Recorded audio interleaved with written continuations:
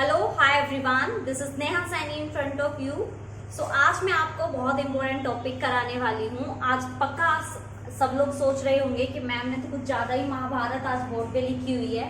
वही महाभारत तो है, लेकिन आपके लिए बहुत ही ज़्यादा इंपॉर्टेंट टॉपिक था, तो मैं इसको स्किप नहीं कराना चाहती थी। इसलिए आज मैंने ये निष्कर्ष लिया कि आज तो बच्चों को ये टॉपिक कराना ही है। ये टॉपिक हमारा स्किप हो गया था और ये टॉपिक ज़रूरी है, एग्जाम में आया हुआ भी है, इसलिए ये टॉपिक मैं आज आपको कराने वाली हूँ। टॉपिक तो आपको दिख ही रहा होगा, कुछ ज़्यादा ही ऊपर से नीचे तक है, लेकिन ये पूरी थ्योरी इतनी ज़्यादा इजी है ना, आप इसको एक बार अगर पढ़ लेंगे पूरा और अपनी नोट कर लेंगे अपनी नोटबुक में, सो आपको एक बार में क्लियर हो जाएगा। इस बात की गारंटी मैं आपको देती हूँ। तो ठीक है, तो सबसे पहला काम, जैसा कि मैं आपसे हमेशा बोलती हूँ, अपनी पेन और अपनी नोटबुक साथ लेकर बैठिए, क्योंकि आज मैं आपको कराने वाली हूँ बहुत इंटरेस्टिंग सा टॉपिक। इंटरेस्टिंग क्यों? क्योंकि भाई घूमना तो सबको पसंद है और घूमने के लिए कुछ ना कुछ तो चाहिए ना। अरे मेरे कहने का मतलब है व्हीकल तो चाहिए ना, बस में या फिर कार में या फिर कोई भी व्हीकल तो हमें चाहिए होगा। सो उसमें एक बहुत इंपॉर्टेंट पार्ट होता है, उस पार्ट के बारे में हमें आज यहाँ पर जानना है। यानी कि एक्चुअल में हम मशीनों के एक पार्ट के बारे में जानेंगे जिसका नाम बहुत ही ज्यादा क्रैकिंग टाइप है।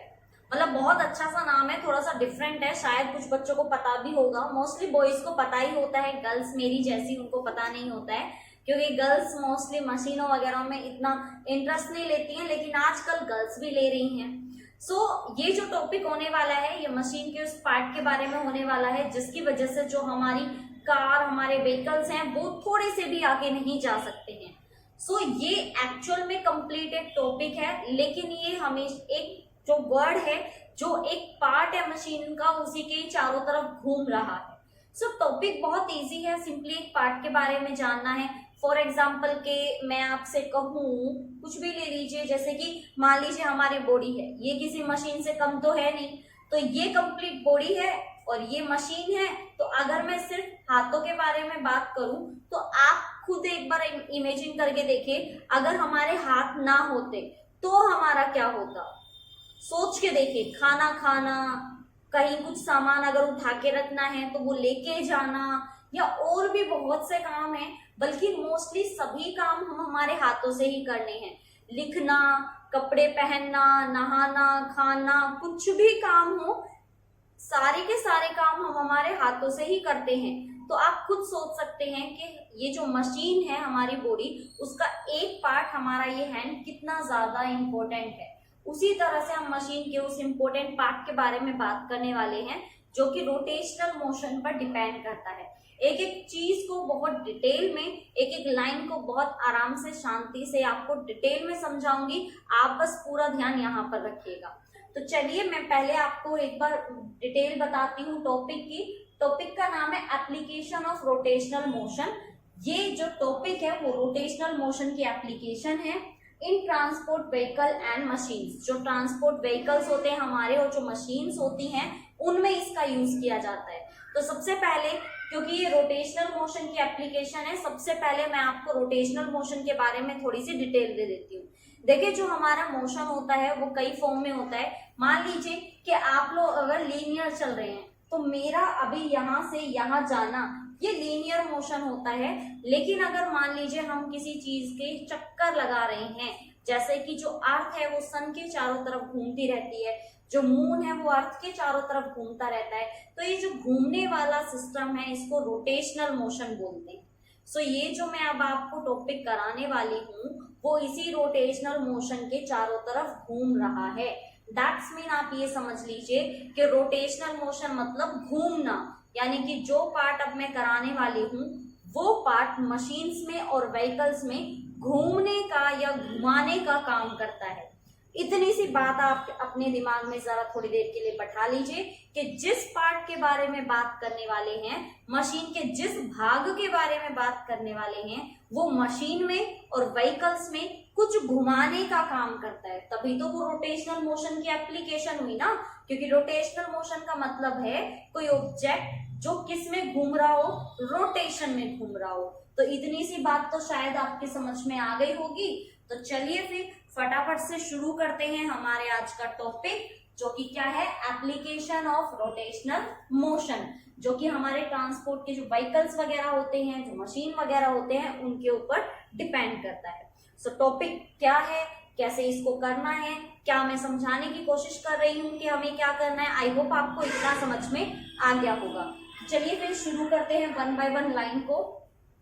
इन रोटेशनल मोशन वर्ड के आते ही आपके माइंड में सबसे पहले ये बात आनी चाहिए, रोटेशनल मोशन मतलब घूमना, ठीक है। So rotational motion energy consumption is much lower.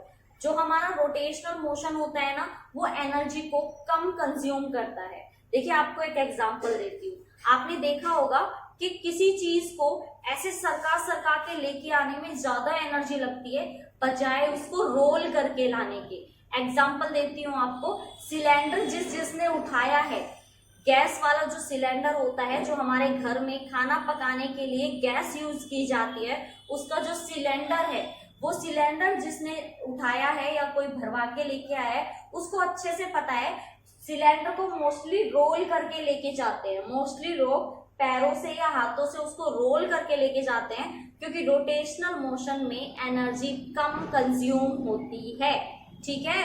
कैसे होती है वो मैं आपको बता चुकी हूँ। उस सिलेंडर को ऐसे उठा के लाना और घसीट के लाना बहुत एनर्जी लेता है, लेकिन अगर उसको रोल करके लेके आएंगे तो वो इजीली क्या हो जाता है, मूव हो जाता है।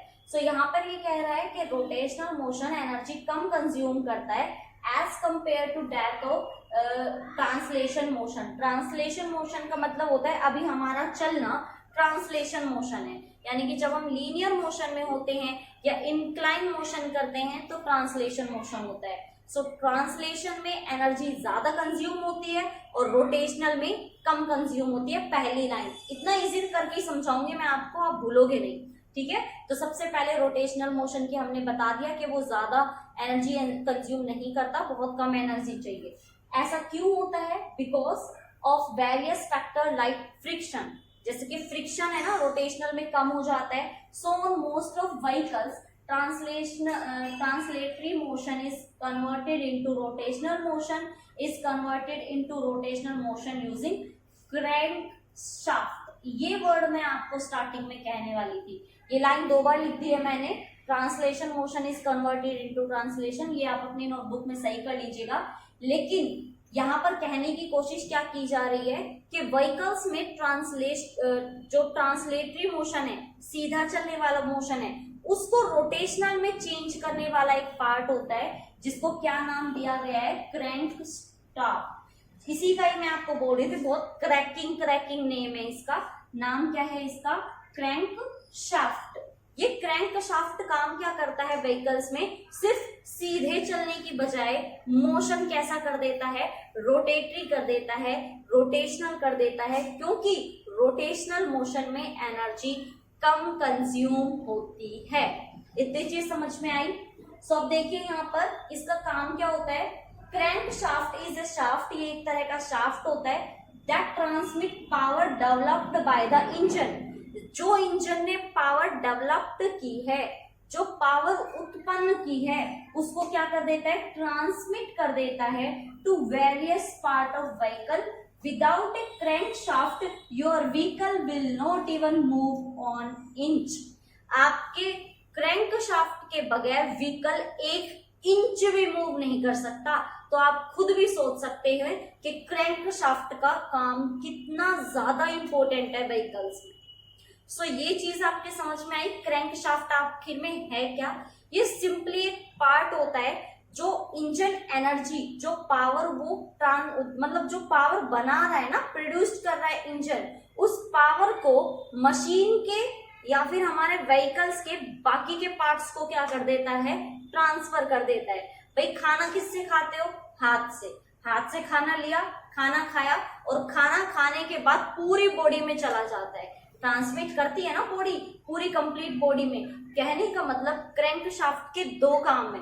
पहला, वो क्या करता है, सिंपली रोटेटरी मोशन में कर देता है, किसको, ट्रांसलेटरी मोशन को। अगर कोई पार्ट ऐसे चल रहा है तो उसको रोटेशन में ला देता है। दूसरा, पावर ट्रांसमिट करता है। किसको करेगा पावर ट्रांसमिट, मतलब जो व्हीकल है उसके बाकी के पार्ट्स को। तो ये सिंपल सा यहाँ तक का काम है हमारे किसका, हमारे यहाँ पर क्रैंक शाफ्ट का। सो क्रैंक शाफ्ट आखिर में है क्या, क्या क्या काम करता है, क्यों जरूरी है, और इसके बिना मशीन हमारी, व्हीकल हमारा 1 इंच नहीं हिल सकता। तो इससे हमारी इंपॉर्टेंस, मतलब इसकी इंपॉर्टेंस तो पता लगती ही है। तो यहाँ तक समझ में आया या नहीं? क्रैंक शाफ्ट एप्लीकेशन है किसकी? रोटेशनल मोशन की। और ये टॉपिक इजी भी है, आपके समझ में आ रहा है मुझे पता है, क्योंकि इंटरेस्टिंग भी तो है। देखिए ना कितना इंपॉर्टेंट काम है इसका। क्रैंक शाफ्ट, नाम नहीं भूलना है। क्या नाम है इसका? Crank shaft. सो ये तो यहाँ पर बात हो गई है क्रैंक शाफ्ट की डिटेल के बारे में, कि हम जो पढ़ने वाले हैं वो एक्चुअल में ये क्रैंक शाफ्ट की डिटेल के बारे में है कि ये मशीनों में कैसे काम करता है। सो सबसे पहले पार्ट में मैंने आपको बताया रोटेशनल मोशन कम एनर्जी कंज्यूम करता है, जबकि ट्रांसलेटरी ज्यादा करता है। एक हमारे पास एक क्रैंक शाफ्ट होता है व्हीकल में, जो ट्रांसलेटरी को किस में चेंज कर देता है? रोटेशनल मोशन में। फिर हमने बताया कि ये एनर्जी को क्या कर देता है? पावर को ट्रांसमिट कर देता है अदर पार्ट्स में, बॉडी के अदर पार्ट्स में, और ये मूव भी नहीं कर पाता है व्हीकल इसके बगैर, यानी कि मूव कराने का काम करता है। ठीक है, तो चलिए अब सीखते हैं इसकी अदर डिटेल्स के बारे में, जो कि जानना हमारे लिए उतना ही ज्यादा जरूरी है जितना हमारे इस पार्ट के बारे में जानना था, जिसके बारे में अब तक हम जानते ही नहीं थे। मोस्टली बच्चों को पता होगा, लेकिन जिनको नहीं पता, जो मेरे जैसे हैं, उनको बताना जरूरी भी तो है। तो चलिए फिर इसके डिटेल में चलते हैं। इसकी डिटेल बोलती है देयर इज अ सिलेंडर, एक सिलेंडर होता है इन इंजन। एक इंजन जो होता है ना, जहां पर व्हीकल्स में जहां पर इंजन लगा हुआ रहता है, वहां पर एक सिलेंडर होता है in which the fuel burns due to combustion of fuel. जो फ्यूल है वो बर्न होना शुरू कर देता है। Engine is generated and due to this, वो जो इंजन में जो फ्यूल कंबशन हो रहा है, जो फ्यूल जल रहा है, उसकी वजह से क्या होता है? एनर्जी जनरेट होती है, एनर्जी निकलती है। And due to this the piston has up down movement during power stroke. This reciprocating motion of the piston is converted to rotationary motion। यानी कि ये जो एनर्जी निकल रही है, ये जो एनर्जी जनरेट हो रही है, ये एक्चुअल में कहाँ से हो रही है? ये एक्चुअल में इंजन में से हो रही है। इंजन में क्या होता है? इंजन में सिंपली सा काम होता है, जैसे ही आप इंजन को ऑन करते हैं, इंजन में एक एनर्जी क्या होने लग जाती है? जनरेट होने लग जाती है। और ये एनर्जी का जनरेट होना ही मेन कारण होता है व्हीकल के चलने का। जैसे ही ये एनर्जी कन्वर्ट होती है हमारी किसमें? रोटेटरी में। ये एनर्जी का कन्वर्ट होना रिस्पॉन्सिबल कौन है?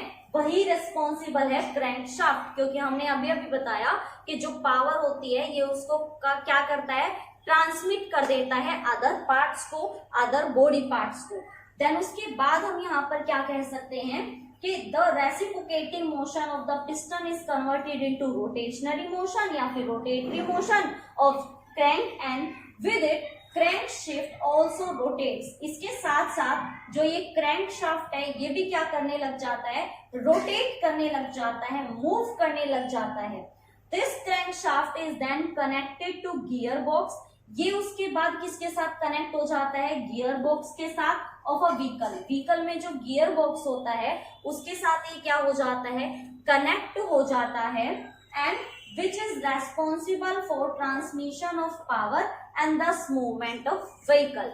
अब मैं आपको बताती हूँ थोड़ा सा अलग तरीके से। देखिए सिंपली क्या हो रहा है। सिंपली हुआ ये, हमारे पास इंजन होता है, इंजन ने अपना काम करना शुरू किया। इंजन में जो फ्यूल होता है वो बर्न होना शुरू हुआ, उसका कंबशन होना शुरू हुआ, और जो पार्ट है वो हमारा किस में आ गया? रोटेटरी मोशन में आ गया। जैसे ही वो रोटेटरी मोशन में आया, पिस्टन अप एंड डाउन हो गया। उसकी वजह से क्या हुआ? ये सीधा कनेक्टेड है किसके साथ? गियर बॉक्स के साथ। और गियर बॉक्स किसके साथ कनेक्ट है? हमारा क्रैंक शाफ्ट के साथ। जैसे ही इसके साथ क्रैंक शाफ्ट के साथ जाता है, ये सारी की सारी पावर किसको दे देता है? व्हीकल के अदर पार्ट को। और हमारा जो व्हीकल है वो क्या करने लग जाता है?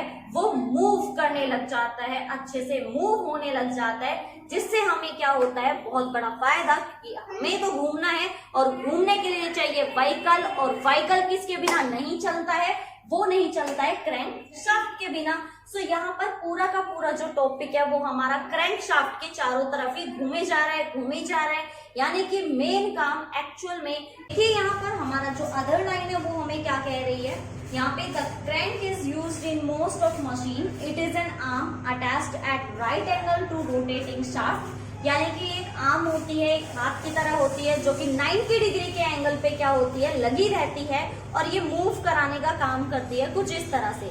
देखिए जैसे कि मान लीजिए ये मेरी बॉडी है और ये हमारा आर्म है, ये आर्म के साथ एंगल कितना है 90, और मैं अगर हाथ को ऐसे मूव कराऊं तो ये मूव भी तो कर रहा है, यानी कि ये तरह का मोशन कौन सा होता है हमारा, रोटेटरी मोशन। सो यहाँ पर अगेन हम क्या कहते हैं, which reciprocated motion is imparted and converted into rotationary motion और वाइस वर्सा, यानी कि ये क्या काम करता है, ये एनर्जी को भेजने का काम भी करता है, यानी कि सेंड करने का काम भी करता है, और सेकेंडली ये काम करता है हमारा रोटेशनरी मोशन में लाने का। सो ये भी बहुत इंपॉर्टेंट पार्ट है इसका। द शाफ्ट में be bent portion of the shaft और अ सेपरेट आर्म, ये या तो बेंट होता है या फिर अलग से होता है मशीन में, वो डिपेंड करता है किस टाइप की मशीन है, व्हीकल है या फिर कोई मशीन है। Attach to it is attach to of the crank and other end in connected to rod, the end of rod attached to crank move in a circular motion।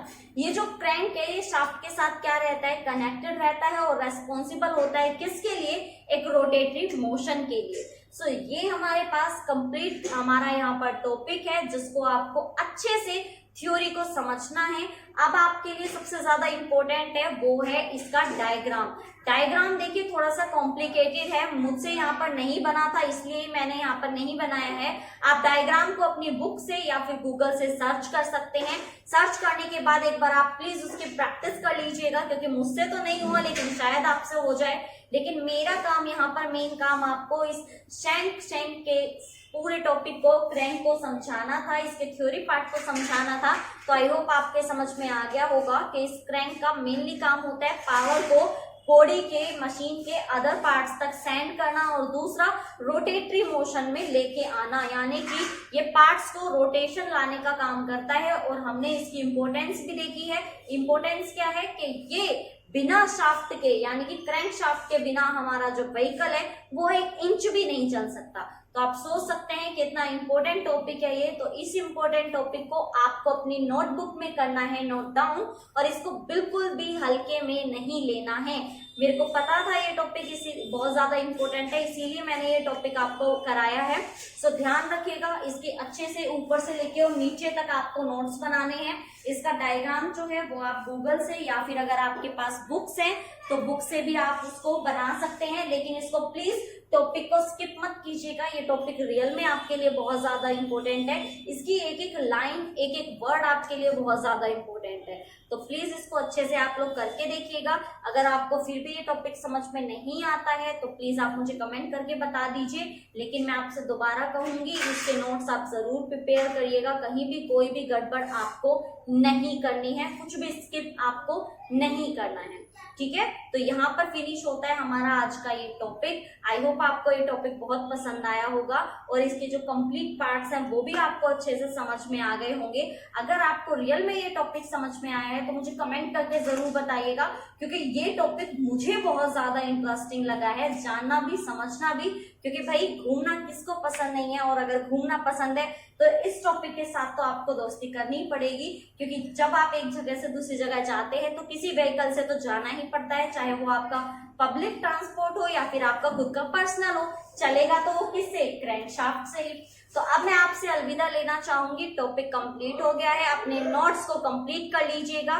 तो अब मुझे अलविदा दीजिए, लेकिन उससे पहले आपको एक छोटा सा टास्क देके जा रही हूँ। अगर आप चैनल पे अभी अभी नए आए हैं, आपने वीडियोस अभी अभी देखना शुरू किया है और चैनल को नहीं किया है सब्सक्राइब, सो प्लीज चैनल को सब्सक्राइब कर दीजिएगा।